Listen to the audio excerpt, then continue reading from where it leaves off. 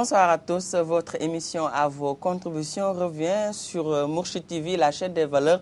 Aujourd'hui, nous recevons professeur Babacar Diop, plus connu sous le nom de professeur Bouba Diop. Il est ancien médiateur de l'université Cheikh Anta Diop de Dakar. Il a été aussi le secrétaire général du syndicat autonome des enseignants du supérieur. Il est aussi professeur à l'université Cheikh Anta Diop de Dakar. Professeur, bonsoir et merci d'avoir accepté notre invitation. Bonsoir à vous et à tous les téléspectateurs. Et merci pour l'invitation. Je suis tout à fait en phase avec vous sur la nécessité d'échanger sur ce sujet d'actualité. Voilà, professeur, vous avez été médiateur de l'université Cheikh Anta Diop de Dakar, ombudsman. Aujourd'hui, ces derniers jours, on a assisté à des scènes de violence qui ont repris au niveau de l'université, je dois même dire au niveau de toutes les universités du Sénégal. Quand vous revoyez ces violences à l'université, quel sentiment vous anime? D'abord, un sentiment de regret. Et en même temps, et paradoxalement, un soulagement. Le sentiment de regret, c'est que depuis le mois d'octobre, nous n'avons pas cessé d'attirer l'attention sur ce qu'on appelle les foyers de tension, sur un certain nombre de questions que nous avons nous-mêmes listées, que nous avons transmises à qui de droit, à tous ceux qui sont intéressés par la médiation. Et nous avons tenu des réunions, quelques amis journalistes, des parents d'élèves, les syndicats, les enseignants, sous la base d'une initiative née dans la dynamique du dialogue social. Je signale que je travaille régulièrement avec le doyen Youssouf Awad du Comité national pour le dialogue social. Et nous avons donc eu à impulser une dynamique de réflexion. Ce que je vais vous dire a été couché sur papier. Savoir qu'il y a des problèmes qu'il faut régler de manière durable.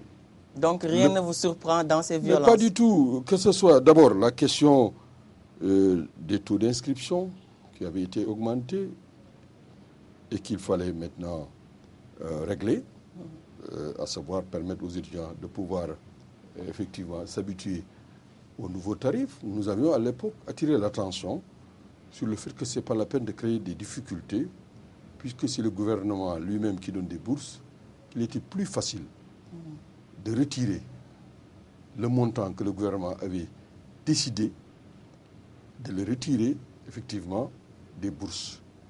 Il a fallu 3 mois pour qu'on applique cette mesure, alors que le Conseil avait été... On a perdu trop de temps. Bref, je ne vais pas revenir sur un certain nombre de choses. La question également des bourses, qu'il fallait payer à temps. Nous avions même à l'époque parlé de la nécessité de donner le trousseau aux étudiants pour qu'ils soient à l'aise. Mais sur ces affaires-là, je pense que ce n'est pas la peine de revenir, puisque vous êtes au courant.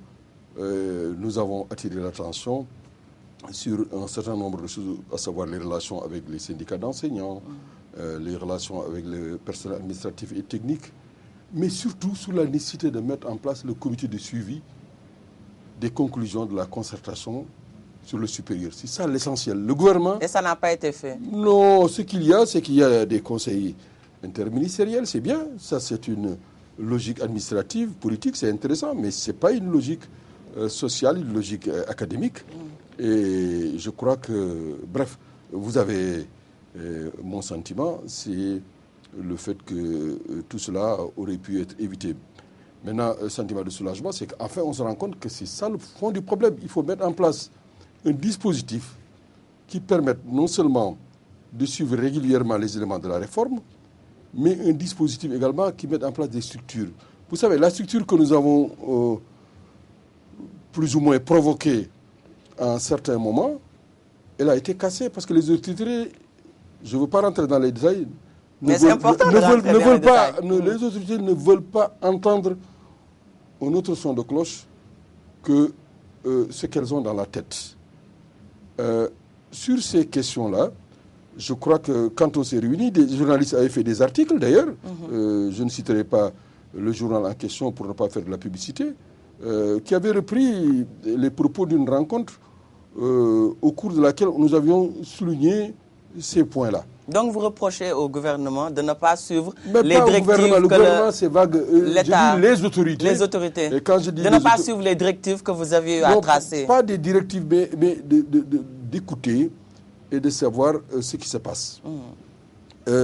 Même la question du paiement des bourses, ces problèmes-là ont été soulevés et soulignés. Et d'autres questions sur lesquelles il ne faut pas peut-être insister pour le moment, avaient été soulevées.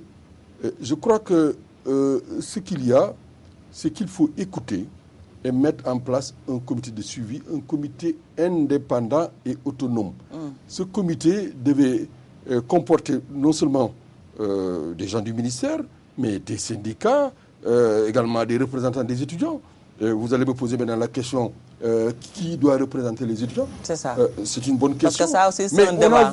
On a vu en œuvre ces problèmes. Moi, j'étais à Saly, j'étais invité à Saly par M. le ministre, que je salue au passage. J'avais attiré l'attention sur le fait que c'est très difficile de dialoguer tant que les étudiants n'ont pas de représentants légitimes et reconnus. Et sur ces questions-là, il faut aider les étudiants. Et je crois que tout cela a été discuté. Il y a eu des réflexions concernant la mise en place des structures légitimes. Ces processus n'ont pas été suivis. Donc chacun doit se poser des questions. Il ne faut pas se faire de l'illusion. C'est pour ça que je dis que je suis en même temps soulagé, parce qu'un certain nombre de faits qui ont été soulignés, et ces faits-là ressurgissent et on se rend compte. Et l'histoire vous donne raison. Bon, nous donne raison, parce que je ne suis pas le seul à penser à cette question. D'ailleurs, le gouvernement, vous savez, il y a eu les 78 mesures. Le président de la République a pris 11 mesures. Moi, j'ai été invité par des députés pour parler de ce problème aux jeunes dans un quartier de Dakar. Mais j'avais attiré l'attention sur ces questions. Donc, j'avais dit que le gouvernement doit être cohérent. Ce que je dis là, c'est même dans les conclusions de la concertation, la nécessité d'un comité de suivi qui n'existe pas. Donc il ne faut pas être surpris qu'il y ait ces problèmes. C'est pour ça que j'ai dit en même temps c'est un soulagement, puisque enfin on va se rendre compte qu'il faut battre les cartes et se dire qu'on ne peut pas avoir une chose et son contraire. Donc ça veut dire qu'il faut avoir tirer... une réforme et ne pas... Vous savez, la démocratie, c'est un système politique à haut risque. Il faut avoir le courage de se dire, on veut réformer, voilà un certain nombre de choses à faire. Ça va être douloureux pour les étudiants, mais ça va être douloureux pour l'État aussi. L'État doit être transparent. Je vous donne un exemple. Les recommandations disent que les autorités qui dirigent les universités doivent être choisies par leur pairs. On n'en est pas encore là. C'est le gouvernement qui choisit toujours les gens qui doivent diriger les universités.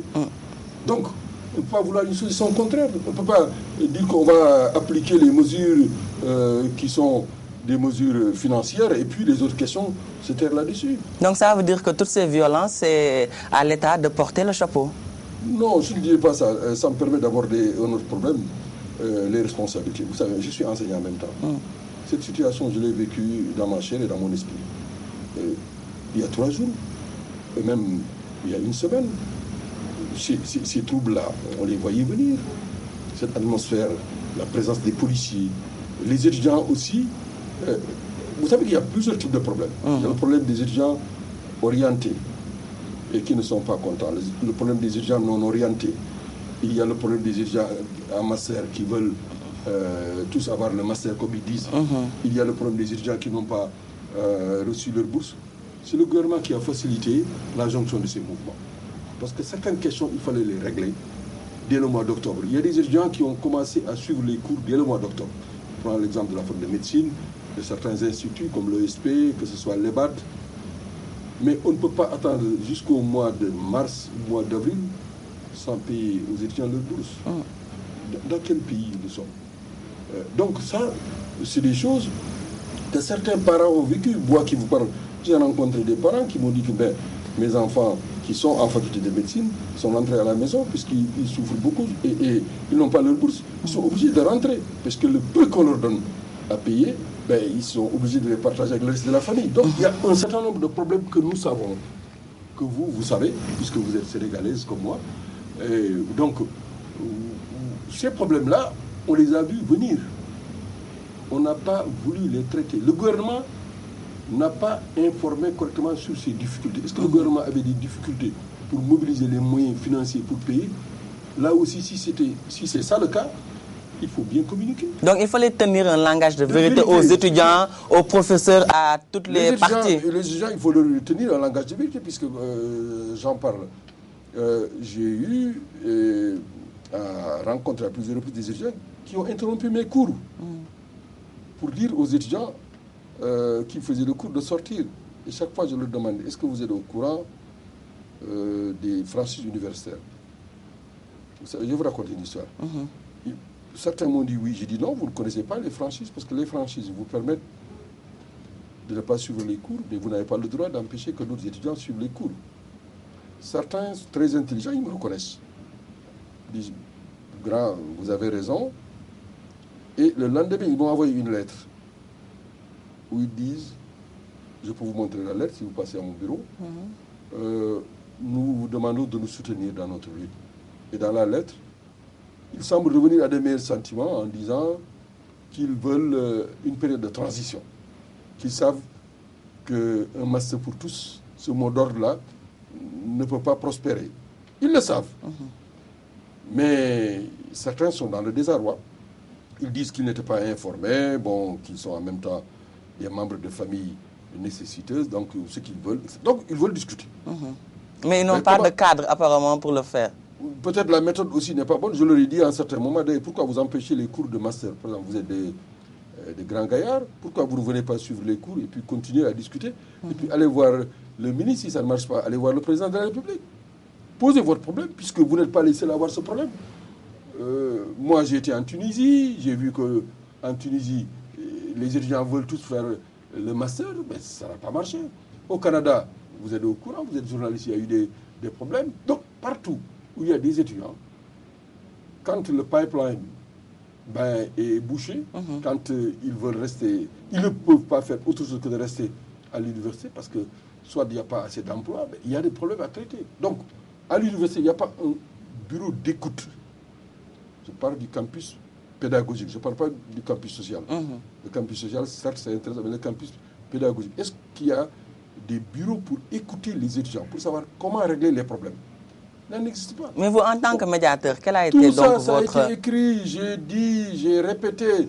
Le problème, c'est que, bref, il faudra du temps pour qu'il y ait un dispositif qui permette d'avoir la qualité, comme on dit. Tout ce que je viens de vous dire là, c'est écrit. C'est écrit. Une bonne communication à l'université, communication interne, communication externe, certes. Il y a des efforts, mais c'est très lent. C'est très lent. Donc, ces problèmes, c'est des problèmes très sérieux. L'État a une part de responsabilité. Peut-être nous, même les enseignants, on a une part de responsabilité. Les étudiants ont une part de responsabilité, puisque, ma foi, les étudiants ne respectent pas les franchises universitaires non plus. Et veulent utiliser la force parfois. Je dis l'université. Mais et la police aussi dans tout ça? Mais la police, elle doit même les forces pas de l'ordre. rester là. Elle doit même pas venir, la police. Si l'université fonctionne très bien, on n'a pas besoin de la police. Il doit y avoir une police universitaire pour préserver les biens et sécuriser concernant les personnes. La police n'a pas sa place à l'université. Dans mes rapports, à plusieurs reprises, j'ai dit il faut une université où il n'y a plus de grenades lacrymogènes qu'on balance, mais une université où on ne lance plus des pierres, ni aux enseignants, ni aux simples citoyens qui passent devant l'université. Ça, c'est le langage de la vérité. On ne peut pas avoir ce type d'université. L'intelligence ne peut pas prospérer. Une université où on fait appel parfois aux lutteurs pour régler des comptes, c'est pas possible. Donc, il faut que chacun prenne ses responsabilités et crée un nouveau climat de responsabilité que les étudiants, les enseignants, l'État, à commencer par l'État, puisque c'est l'État qui donne les moyens et c'est l'État également qui doit mettre les différents acteurs dans de bonnes conditions. Voilà. Professeur, vous prônez la médiation. Oui. Quand vous entendez le président de la République, Macky Sall, tout comme le ministre de l'Enseignement supérieur, le professeur Mary Teuw Niane, dire que les fauteurs de troubles vont être sanctionnés, est-ce que c'est la bonne manière pour régler ce problème? Non, ça, c'est pas la bonne voie. Vous savez, ça me rappelle en 89, lors de la fameuse grève du syndicat autonome de l'enseignement supérieur que j'avais dirigé, une grève très longue, 70 jours. Le ministre Jean Collin m'a appelé dans une chambre bien en place à la présidence pour me demander si on voulait faire tomber le régime. Je lui dis, mais vous m'appelez uniquement pour ça, monsieur le ministre. Je dis, moi, si j'étais à la place du gouvernement, je vais tout faire pour examiner la plateforme et donner satisfaction. Ainsi, l'opposition n'aura pas à continuer à attiser le feu. Moi, si j'étais à la place de l'opposition, j'aurais continué également à faire de l'agitation, à montrer que le gouvernement est incapable. Ça, c'est de bonne guerre. Je pense que c'est ça ce que je pense. Donc, le fait de dire qu'on va sévir, vous savez, il y a quelques années, quand le président Wade était au pouvoir, il y a eu des événements extrêmement graves. Je rappelle en 2006, moi j'étais médiateur. Vous savez que l'État a payé plus de 200 millions pour payer les dégâts. Quand il y a eu des étudiants qui ont été blessés, et certains évacués à Paris, des étudiants de Saint-Louis qui voulaient soutenir les étudiants de Dakar. Vous vous rappelez ces événements? D'autres arrêtés, d'autres interpellés, arrêtés. C'est la quadrature du cercle, on revient toujours, c'est le remake. Le gouvernement socialiste qui était là, mai 68, il y avait des événements assez graves. Les années blanches ou invalidées, 88, 94, tout ça, c'est connu. Ça signifie qu'il y a un problème sociétal, un problème de fond. La demande en enseignement supérieur augmente. Déjà, le fait de dire on veut éducation pour tous, il va y avoir chaque année de plus en plus des bacheliers qui vont venir taper à la porte. Donc il faut réfléchir sérieusement sur ces questions et ne pas avoir des attitudes de politiciens. Ça se donner bonne conscience. On a voulu avoir une nouvelle carte universitaire, ça a été très mal fait. Même Dakar, la question du décongestionnement de Dakar, c'est une bonne idée. Mais comment on s'y prend? Aujourd'hui, comment régler le problème de Dakar? Les 80 000 étudiants. Et l'année prochaine, il va y avoir encore beaucoup de bacheliers.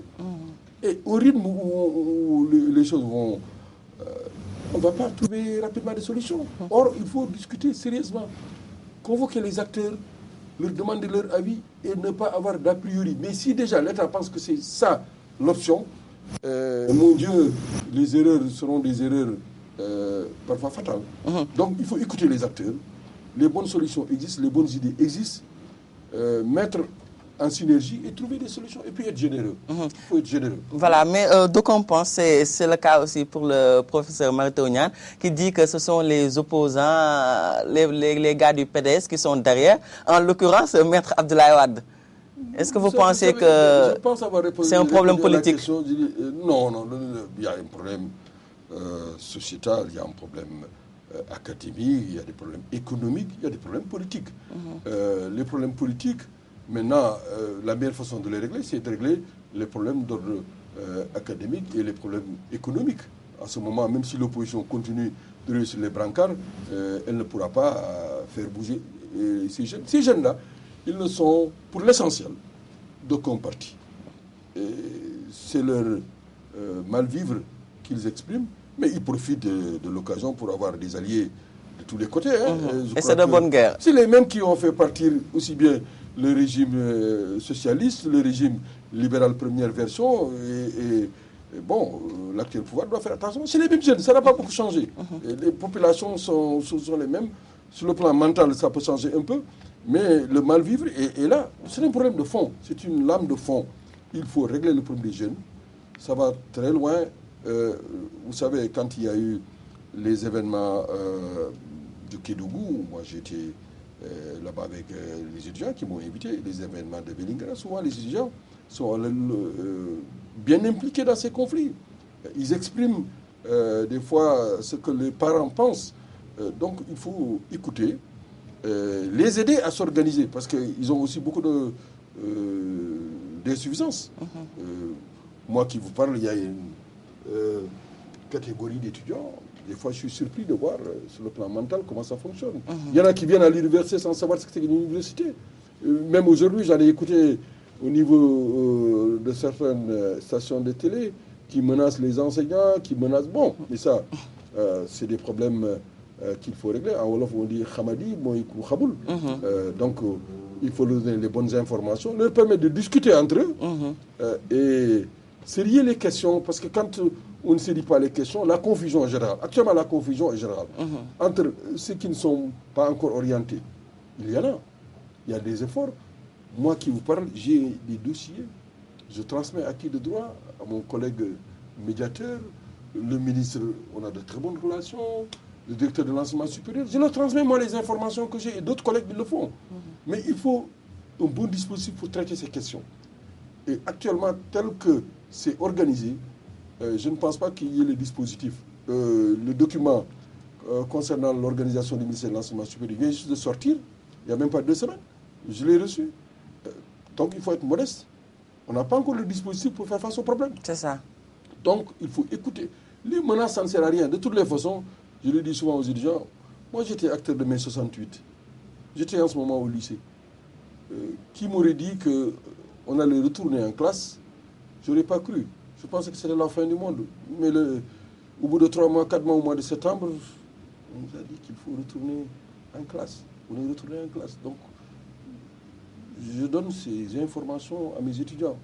Il y a des collègues également, à un moment, qui ont été exclus de l'université. Certains sont devenus des grands professeurs, y compris à la fac de médecine, qui ont été exclus à un moment, qui ont été repris sous Senghor. Sous le président Wade, il y a eu des gens exclus. Des fois, il y en a qui m'appellent, disent, doyen, quand est-ce qu'on va réouvrir notre dossier? Ça me fait de la peine. Il y a des étudiants qui sont exclus.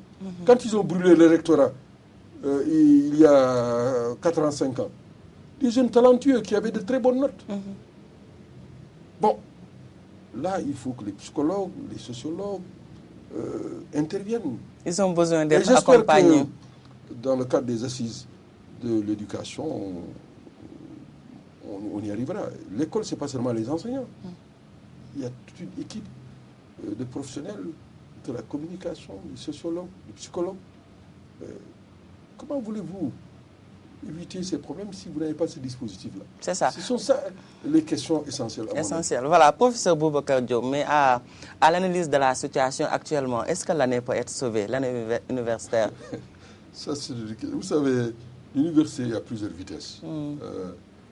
Je dis souvent à mes collègues syndicalistes, d'ailleurs, quand il y a même grève des enseignants, je dis grève des enseignements, ça ne signifie pas grève des encadrements. Vous savez, il y a des enseignants qui donnent des cours, il y a des enseignants qui encadrent des recherches. Si on veut parler de la grande majorité des enseignants des premiers cycles, c'est vrai, il y a des risques. Mais il y a des enseignants qui, le matin, viennent à l'université et donnent des conseils. Il y a des étudiants qui sont en train de préparer des masters, des thèses. Donc, mais il y a beaucoup d'étudiants qui sont en train aussi de rentrer, qui prennent leur bagage pour rentrer à la maison. On voit ces images quand même. Mais ces étudiants, certains... Eux, ils n'ont plus d'espoir oui, vous avez parfaitement certains... Quant à une année sauvée. Certains ne peuvent revenir que quand ils seront rassurés. Est-ce qu'il y a des conditions pour les rassurer? Je pense qu'il faut que chacun s'y mette. Ce que vous êtes en train de faire, c'est très important. Le Comité national pour le dialogue social peut s'y mettre. Il y a la branche qui s'occupe de l'éducation. Demain, la FASTEF, il y a une commission qui réfléchit sur la stabilité du système. Bref, les initiatives ne doivent pas manquer. Il ne faut pas être désespéré parce qu'au fond, qu'est-ce qu'il faut faire des bacheliers qui vont venir l'année prochaine? Il faut que ceux qui ne semblent pas prêter attention aux graves conséquences de penser à ce qui vont venir. Donc, on risque de retarder le règlement de problèmes beaucoup plus complexes. Donc, vous me demandez, est-ce qu'il n'y a pas de risque d'année blanche ou d'année invalidée. Bon, il faut éviter cela, puisque ceux qui savent ce qui va arriver, bon, ils doivent se donner les moyens pour rapidement éteindre le feu et reprendre le dialogue, trouver des solutions et puis régler les problèmes de fond. S'il y a des bourses à payer, il faut les payer. S'il y a une troisième ou une quatrième chance à offrir à des étudiants, il faut se donner les moyens pour leur offrir ces chances-là. Je vais vous raconter une histoire. Il m'est arrivé une année de voir des étudiants d'une violence extraordinaire à la faculté de droit. Moi, j'ai quitté la faculté de lettres. Quand je les ai vus, je leur ai demandé, mais pourquoi vous brutalisez un enseignant qui est dans son bureau? Ils m'ont dit que personne ne veut nous écouter. Le lendemain, je leur ai demandé de venir à mon bureau. Puis j'ai demandé à ma secrétaire de me faire des fiches. Et je leur ai dit, mais dites-moi ce que vous voulez. Est-ce que vous voulez retourner au département où vous avez été pendant 2 ans, 3 ans, vous n'avez pas eu votre diplôme? Si c'est ça, vous pouvez cocher ça, mais ça ne me regarde pas, ce n'est pas moi qui le décide. Est-ce que vous voulez retourner dans la même faculté, mais en changeant de département? Ça aussi, vous pouvez exprimer vos desiderata, mais ça ne dépend pas de moi. C'est la capacité d'accueil. Est-ce que vous voulez du boulot? Est-ce que vous voulez travailler pour aider vos parents? Si c'est ça, ben, vous allez cocher également cette rubrique. Et enfin, ceux qui veulent une formation. Vous savez, j'ai eu une banque de données extraordinaire. Et à l'époque, le doyen, paix à son âme, le doyen Pabna Lafal est venu à l'université, il va aider. On a mis en place un dispositif. Khalidou Diallo, à l'époque, était ministre de l'Éducation. Je lui ai dit, mais puisque vous voulez prendre des enseignants et donc renforcer les équipes, bon, il y a la possibilité de prendre des étudiants qui ont le duel 1 ou le duel 2. Et à l'époque, il a été compréhensif. Certains enseignants que vous voyez aujourd'hui, ben, c'est des étudiants qui n'avaient pas réussi à avoir leur licence, mais aujourd'hui ils sont devenus des enseignants tout à fait émérites. Donc, il faut un dispositif pour écouter et trouver des solutions. Les étudiants aussi doivent s'organiser, parce que s'ils ne sont pas bien organisés, vous savez, c'est très difficile aussi de discuter avec eux. Donc, chacun doit prendre ses responsabilités. Les parents aussi doivent rentrer dans la danse et, bon, parler aux autorités, essayer de trouver aussi des solutions. Je crois que si on le fait, et on est condamné à le faire d'ailleurs. Si le pays-là nous appartient à nous tous, on doit trouver des solutions. Mais il faut se dire la vérité maintenant. Et ne pas faire la politique de l'Autriche, avoir peur de dire ce qu'il y a à dire. Si on a peur, on ne va pas régler les problèmes. Voilà, beaucoup de choses à faire. En tout cas, professeur Bouba Diop, c'était un plaisir. Je pense que vous avez encore ouvert beaucoup de pistes pour une sortie de crise. Espérons que l'année, en tout cas, universitaire soit sauvée. C'est le temps qui nous est imparti qui est fini, mais en tout cas, il y a beaucoup de choses à dire pour sortir de cette crise à l'université. Merci encore d'avoir accepté notre invitation. Je rappelle qu'on recevait le professeur Bouba Diop. Il était médiateur de l'université Cheikh Anta Diop de Dakar. Il a été aussi secrétaire général du syndicat autonome des enseignants du supérieur. Il est professeur à l'université Cheikh Anta Diop de Dakar. Vous aussi qui nous suivez, merci. C'est tout pour votre émission, à vos contributions. Merci aussi à toute l'équipe technique. Rendez-vous la semaine prochaine, Inch'Allah.